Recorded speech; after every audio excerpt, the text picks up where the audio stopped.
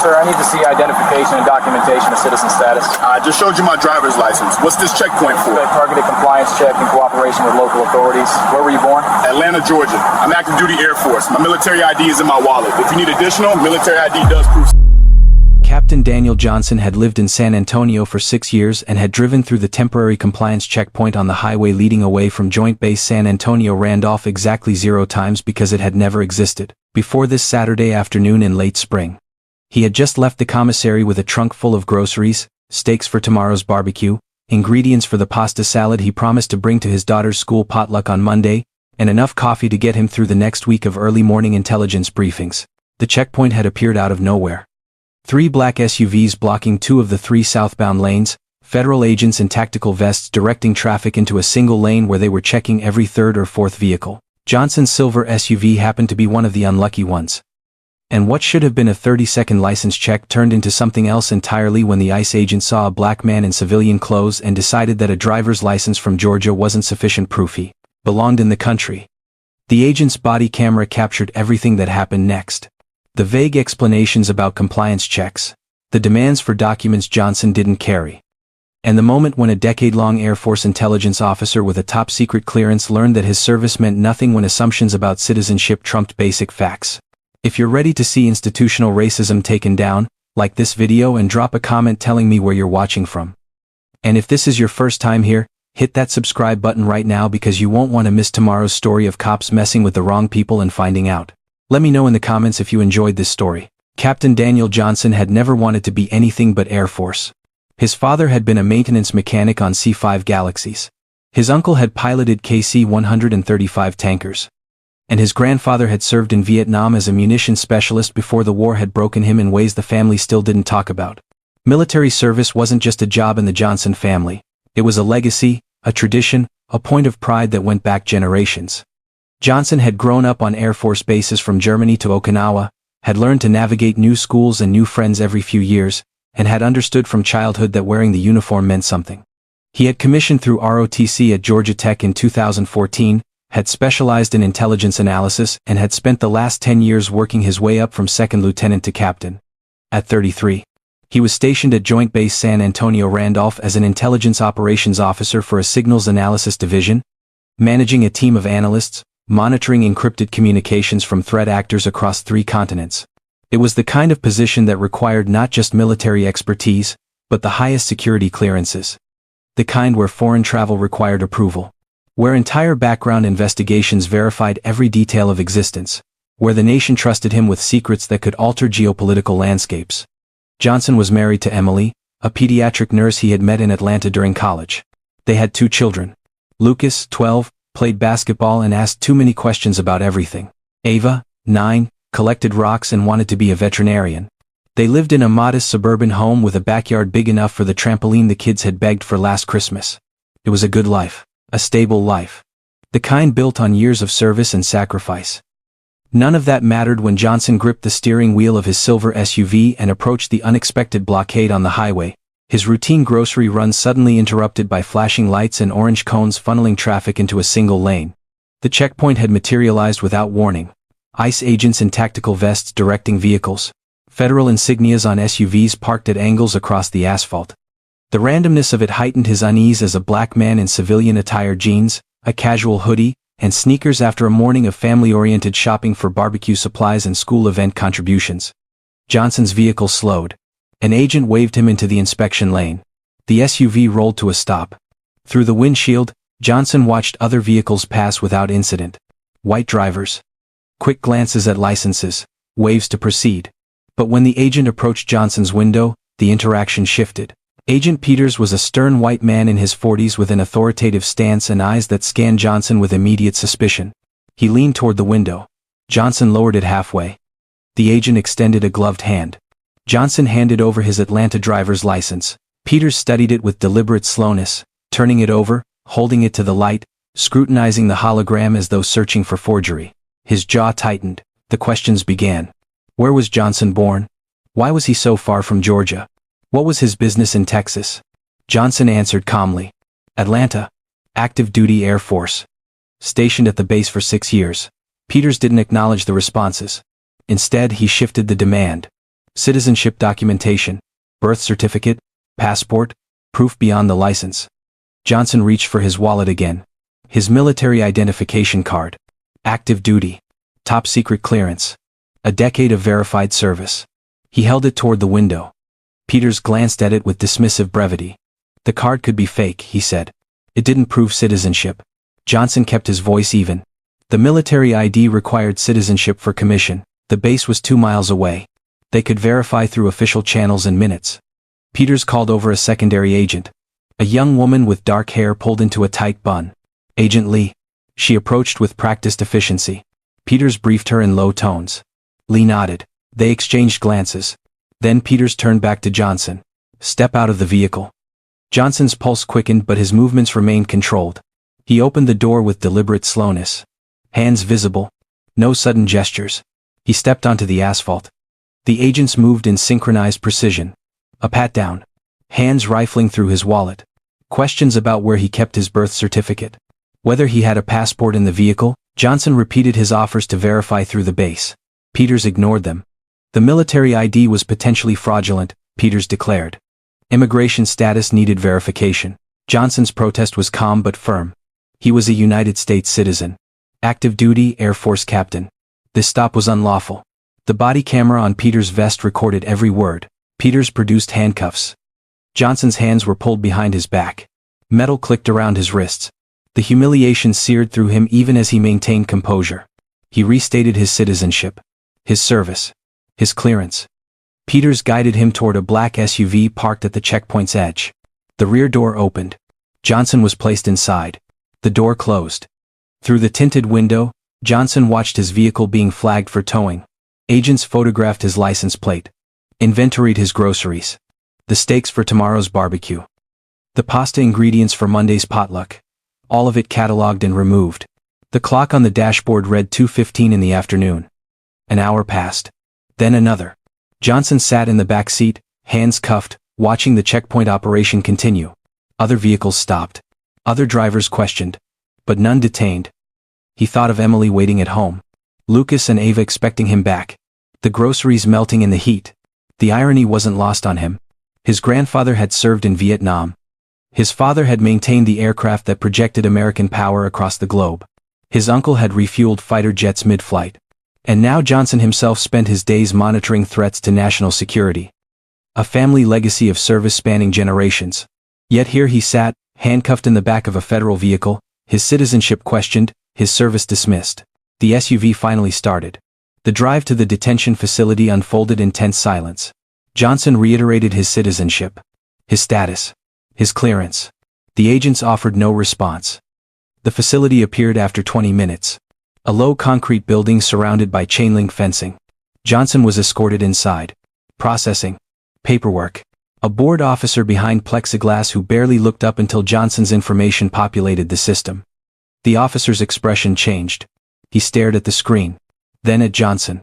Then back at the screen. Top secret clearance. Active duty intelligence officer. The officer's face paled.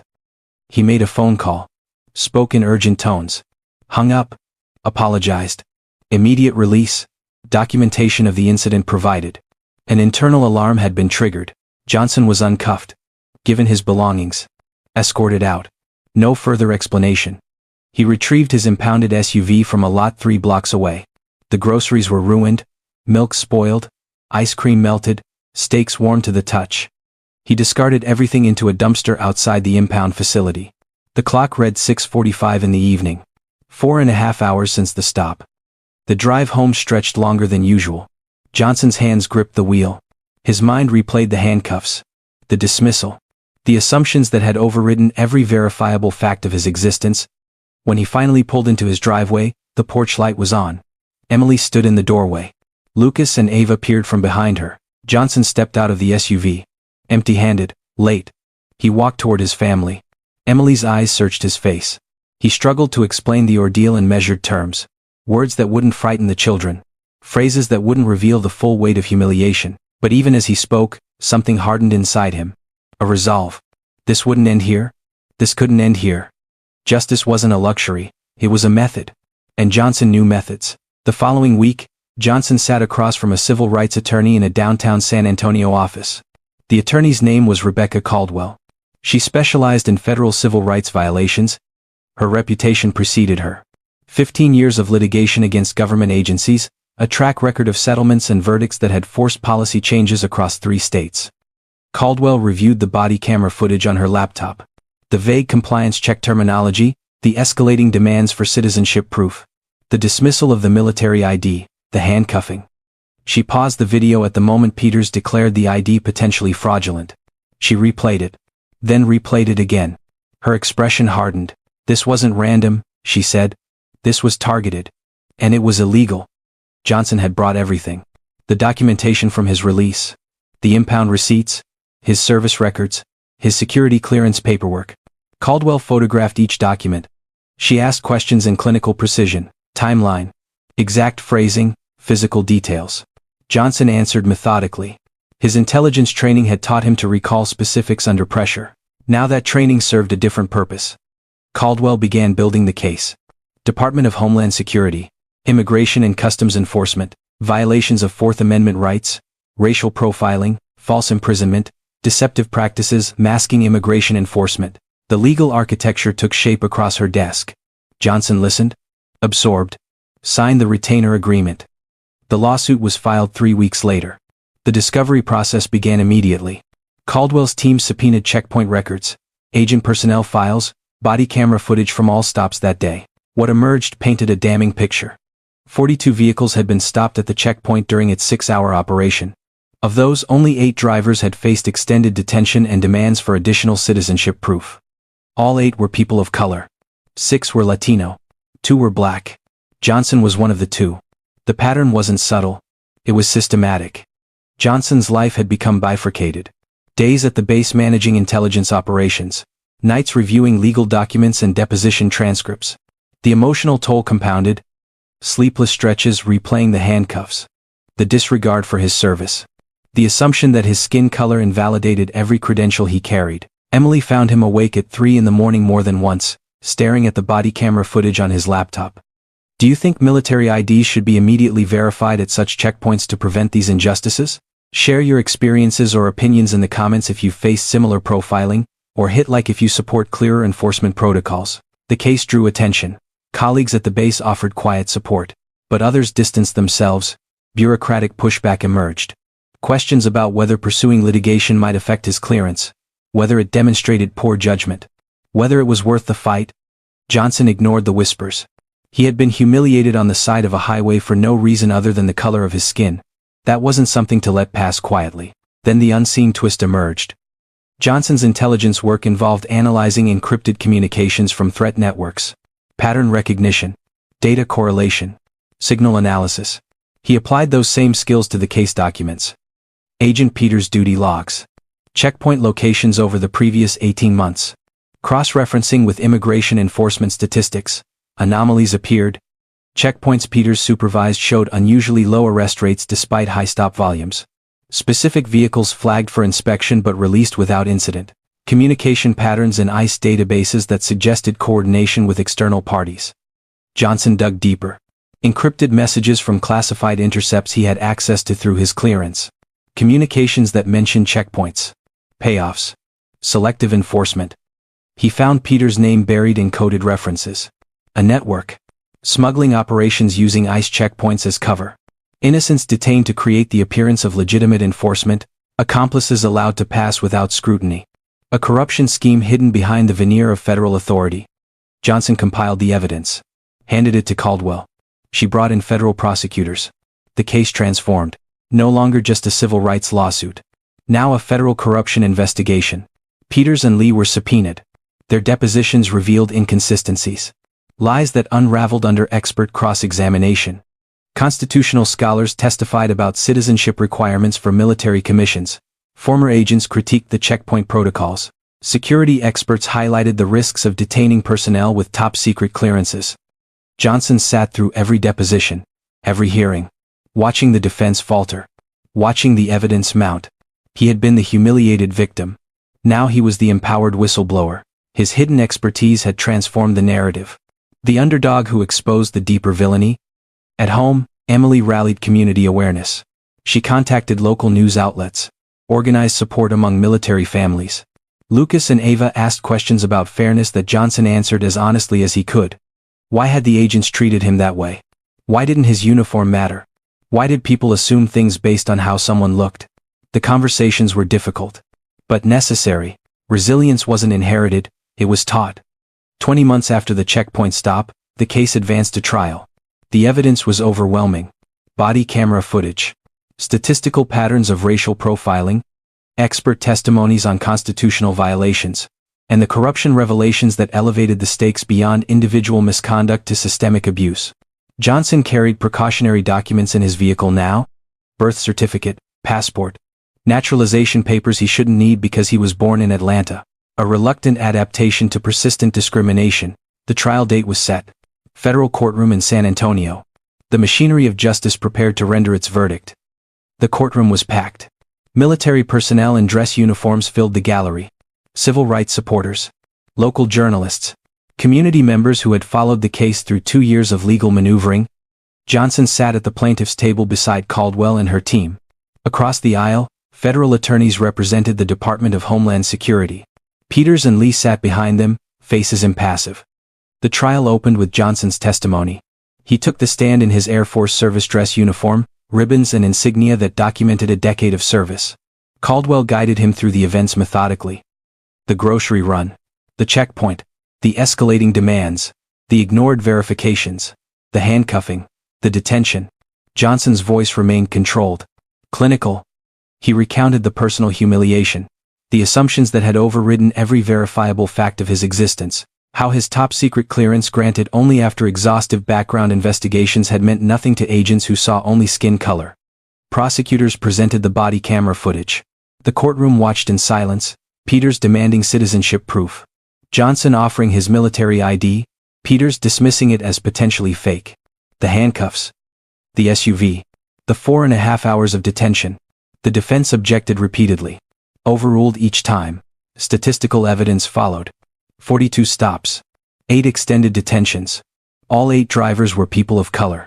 Expert witnesses testified. Constitutional scholars explained Fourth Amendment protections against unreasonable seizure. Former federal agents critiqued the checkpoint's lack of clear legal authority. Security professionals highlighted the national security risks of detaining cleared intelligence personnel. The defense's attempts to justify the checkpoint faltered under cross-examination. No warrant. No probable cause. No articulable suspicion beyond appearance. Then came the corruption evidence. Johnson's intelligence work had uncovered encrypted communications linking Peters to a smuggling network. Selective enforcement at checkpoints. Innocents detained while accomplices passed. Financial records showing unexplained deposits into Peters' accounts. Communication logs proving coordination with external operatives. The courtroom absorbed the revelations in stunned silence. What had begun as a civil rights case had exposed federal corruption. The defense had no counter. No explanation that could reconcile the evidence. Closing arguments stretched across an afternoon. Caldwell spoke with measured intensity. This wasn't about one man detained at one checkpoint. This was about a system that allowed bias and corruption to operate under the guise of authority. That dismissed service and sacrifice because assumptions about who belonged in America trumped documented facts. That handcuffed a captain in the United States Air Force on the side of a highway while his groceries spoiled and his family waited. The jury deliberated for 10 hours. When they returned, the verdict was unanimous. Guilty on all counts. Violations of Fourth Amendment rights. Racial profiling, false imprisonment, deceptive practices. The award followed. $13.4 million. $5.4 million compensatory for emotional distress and rights violations. $8 million punitive to deter future misconduct. The courtroom erupted. Johnson remained seated. Steady. Emily reached for his hand. Caldwell nodded. The machinery of justice had rendered its verdict. The aftermath moved swiftly. Peters and Lee were terminated. Federal charges filed. Corruption. Conspiracy. Smuggling. The network Johnson had uncovered led to 17 additional arrests across 3 states. ICE implemented sweeping reforms. Random compliance checkpoints banned. Mandatory military ID verification protocols. Transparent purpose disclosure requirements. Anti-bias training. Profiling accountability measures. Johnson continued his Air Force career. But the experience had transformed him. He spoke at forums on discrimination and veteran rights. His story became a training case study in law enforcement academies. An example of how bias and deception could undermine the most verified citizens. How assumptions about citizenship could override service and sacrifice. He still drove the same route home from the base, past the spot where the checkpoint had been. The asphalt showed no trace of that Saturday afternoon. But Johnson remembered. Every time. The humiliation, the handcuffs, the melting groceries, and the resolve that had driven him to seek justice through method rather than spectacle. The underdog who had been neglected and abused. Who had used his hidden expertise to expose corruption and force systemic change. Whose service to the nation had been dismissed until truth became undeniable. Justice wasn't a luxury, it was a method. And Johnson had proven that resilience and truth could prevail against prejudice and power. His family's legacy of service continued. Not despite the checkpoint incident, but because of it.